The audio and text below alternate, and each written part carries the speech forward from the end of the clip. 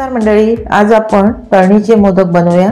तळणीचे मोदक बनवण्यासाठी एक नारळ खवून घेतलेला आहे। खवणीवर म्हणजे विळीवर, असा विळीवर खवणी असते त्यावर मी हे खवून घेतलेलं आहे। आणि गूळ घेतलेला आहे। मोदकामध्ये मी गूळ घालते, तळणीचे पण असू द्या किंवा उकडे असू द्या, मी गुळच घालते, साखरेचा वापर करत नाही।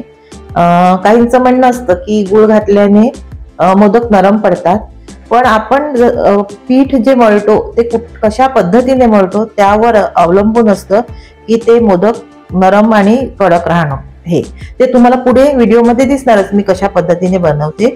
आणि किसमिस घेतलेली आहेत, ह्यामध्ये तुम्ही ड्रायफ्रूट पण घालू शकता। मी थोडेसे किसमिस घेतले आहेत, मी तेही नाही घालत, फक्त नारळ आणि गुळामध्येच करते, पण मी आज किसमिस पण घातलेले आहेत। मीठ घेतलेलं आहे, वेलची पूड घेतलेली आहे।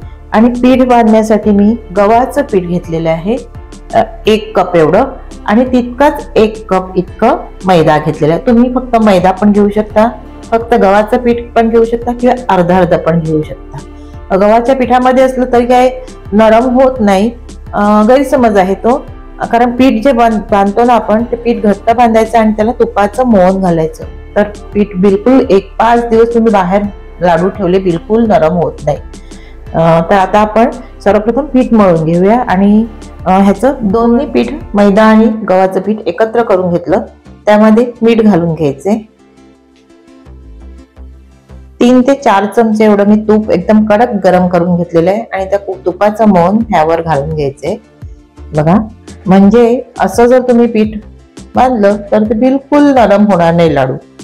आता हे व्यवस्थित मिक्स करून घ्यायचं पिठामध्ये। हे आपण जे मोहन घातलं ना, हे अगदी पिठाला सगळ्या लावून घ्यायचं। गरम आहे म्हणून मी चमच्याने घेतलेलं आहे, हाताने थोडा हात भाजला जाईल। आणि हे व्यवस्थित आता हाताने मी मिक्स करून घेते। आता हे संपूर्ण पिठाला असं मोहन लावून घ्यायचं बघा, अशा प्रकारे। म्हणजे लाडू आपले मस्त खुसखुशीत कुरकुरीत होतात। हे बघा, असा मुठ्ठी वळली पाहिजे पिठाची, बघा अशी मुठ्ठी वळली पाहिजे अशी पिठाची। आता ह्यामध्ये आपल्याला साधाच पाणी घालून घ्यायचंय थोडं थोडं, आणि पीठ मळून घ्यायचंय व्यवस्थित। आणि एकदम नरम पण नाही मळायचं मिळत, आणि एकदम कडक पण नाही मळायचं मिळत। आपल्याला मस्त असं पुरी सारखी लाटता येतील पातळ, तसं आपल्याला मळून घ्यायचंय। थोडा थोडा पाणी घालून व्यवस्थित त्याचा पिठाचा गोळा बनवून घ्यायचा आहे बघा। पिठाचा मस्त असा गोळा बनवून तयार आहे बघा। इतकं असं घट्ट करायचं, एकदम नरम पण नाही करायचं, एकदम घट्ट पण नाही। आता ह्याला रेस्ट साठी ठेवूया 10-15 मिनिटं, तोपर्यंत आपण मोदकाचं सारण बनवून घेऊया। मोदकाचं सारण बनवण्यासाठी पहिले मी पातेल्यामध्ये तूप घालून घेतलेलं आहे, आणि तूप गरम झालं थोडस असं विरघळवून घ्यायचंय, आणि त्यामध्ये पहिला नारळ घालून घ्यायचंय।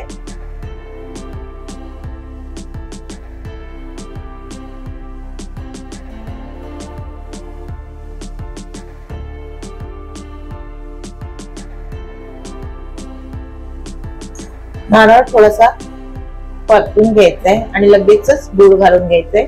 आणि मंडळी, तुम्ही माझ्या चॅनलवर नवीन असाल, चॅनल सबस्क्राईब केलं नसेल तर प्लीज सबस्क्राईब करा, लाईक करा, आणि शेअर करायलाही विसरू नका। गूळ घालून घेऊया।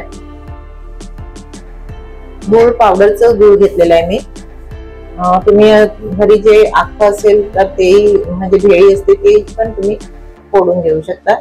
आणि हे जे गूळ आहे ना, ते शुगर फ्री आहे, म्हणजे बिलकुल गोड नाहीये, त्यामुळे मी 1 वाटी घेतलेला आहे।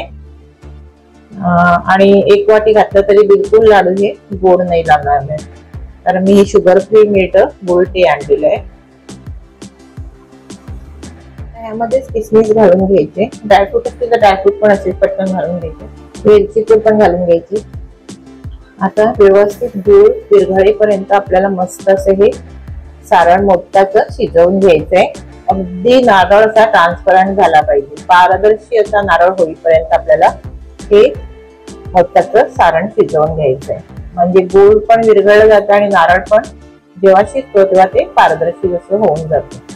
लालसर असं मस्त तळून झालेलं आहे। आता हे गार झालं का आपण मोदक बनवायला घ्यायचे। बघा नारळ अगदी व्यवस्थित शिजलेला आहे, बघा एकदम ट्रान्सपरंट झालेला आहे, अगदी पारदर्शी, आणि गुळ पण विरघळलेला आहे।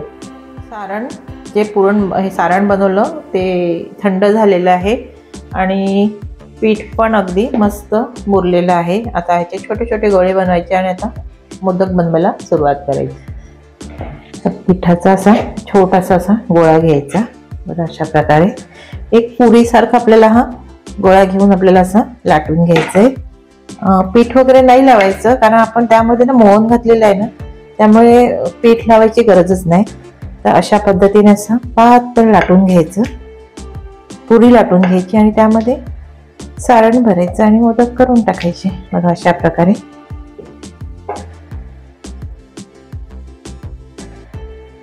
बघा अशी पातळ अशी पुरी लाटून घेतलेली आहे आणि त्यामध्ये आता आपल्याला हे एक साईज तुम्हाला जितकी लहान मोठी हवी तितकं असं सारण भरून घ्यायचं। मी 1 चमचा हा मोठा भरून घेतलेला आहे आणि आपल्याला अशा थोड्याशा अशा त्याच्या कळ्या करून घ्यायच्या अशा प्रकारे, म्हणजे आपल्याला मस्त मोदकाला शेप पण छान येतो आणि बघायला पण छान वाटतात मोदक। आता अशा प्रकारे असे करून घेऊन असे थोडंसं खालीपर्यंत असं दाबून घ्यायचं।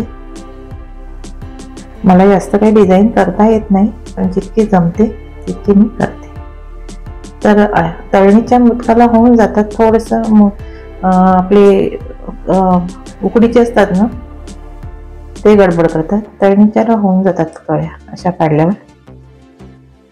मस्त कळीदार असे हे मोदकाचं पान आता हे झालेलं आहे आणि असं व्यवस्थित असं आपल्याला हे दुमडून घ्यायचंय, बघा अशा पद्धतीने व्यवस्थित, आणि थोडंसं असं दाबून घ्यायचं आणि थोडं एक्स्ट्राच असं पीठ असेल हे काढून घ्यायचं, थोडंसं वर करून घ्यायचे।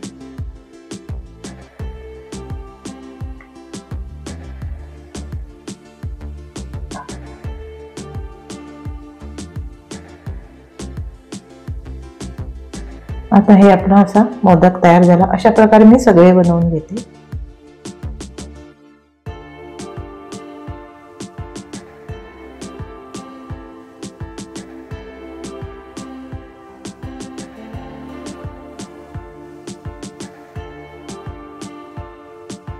मी हे मोदक बनवून घेतलेत, आता मी हे तळून घेते। तुपामध्ये तळायचेत आपल्याला, तर मी कशा पद्धतीने तळते तेही पाहूया।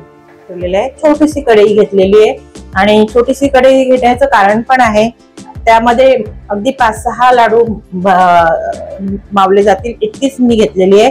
कारण मोठी जर पसरट कढई घेतली तर त्यामुळे तूप पण जास्त भरलं जातं आणि मग ते आपण गरम केल्यानंतर उकळल्यानंतर आपण जास्त वापर करत नाही त्याचा, मग ते आपल्याला फेकून द्यावं लागतं। आणि छोटी कढई घेतली तर असं जे तूप आहे आपण थोडंसं घेतलं आणि गरम झाल्यानंतर दुसऱ्या दिवशी आपण त्या चपातीला वगैरे लावून संपवून टाकायचं आणि पुन्हा ते उकळवायचं नाही, म्हणून मी छोटी कढई घेतलेली आहे। आणि जास्त उकळवलेलं परत पुन्हा पुन्हा वापरायचं नसतं, म्हणून मी कुठलेही डीप फ्राय करताना तेल अथवा तूप असेल तर मी लहानच कढई घेते। आता यामध्ये मोदक घालून घेते,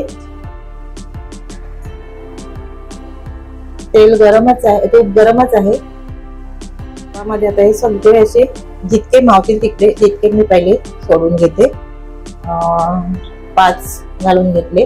आता व्यवस्थित हे आपल्याला तळून घ्यायचे कुरकुरीत होईपर्यंत, आणि गॅसची आच मी मंद ठेवलेली आहे। त्यानंतर ना लगेच पलटी करून टाकायची, ते होतात लगेच पलटी, आणि त्याचा वरचा भाग असतो ना त्यामध्ये आपण पीठ सगळं ज्या कळ्या पाडतो आणि ते एकत्र करतो, ते जाड भाग असतो तो आधी जास्त तळला पाहिजे, म्हणून आधी वरचा भाग जास्त पहिला तळून घ्यायचा। आता मी हे पलटी करून घेते, बघा असे ना आलटून पलटून घ्यायचे म्हणजे ते व्यवस्थित तळले जातात। आता हे व्यवस्थित असे पलटत राहायचं आणि एकदम सोनेरी सोनेरी झाले का आपल्याला हे काढून घ्यायचे। बघा मस्त असा सोनेरी रंग आलेला आहे, अगदी कुरकुरीत असे हे खुसखुशीत जसे लाडू बघा अशा पद्धतीने बनवले तर होतात। बघा आता हे झालेले आहे, आता हे मी काढून घेते। आता हे मी काढून घेते, बघा मस्त असे कुरकुरीत असे झालेले आहेत, कुरकुरीत खुसखुशीत बघा, मस्त सोनेरी असे. अशा प्रकारे मी आता सगळे मोदक बनवून घेते. बघा खारीसारखे खुसखुशीत असे हे तळणीचे मोदक आपले तयार झालेले आहेत. बघा मस्त असे अगदी कुरकुरीत असे हे मोदक झालेले आहेत. आणि मी बोलले होते ना की तुम्ही गुळात जर पुरण बनवलं, सारण बनवलं तरी सुद्धा मोदक हे नरम पडत नाही. हे असेच मोदक असे हे बघा कडक एकदम. हे मोदक असेच आपले 5-6 दिवस पण बाहेर राहू शकतात. तळणीचे मोदक खराब होत नाही. तुम्ही ह्यामध्ये साखर वापरा किंवा गूळ वापरा, काही फरक नाही. गैरसमज येतो की साखर वापरली तरच कडक होतात. मी तर गहू वापरलाय, गहू आणि मैदा अर्धा घेतलेले आहे, तरी सुद्धा ते कुरकुरीत आणि खुसखुशीत झालेले आहेत. तर मोदक कसे झाले हे मला कमेंट्स करून सांगा.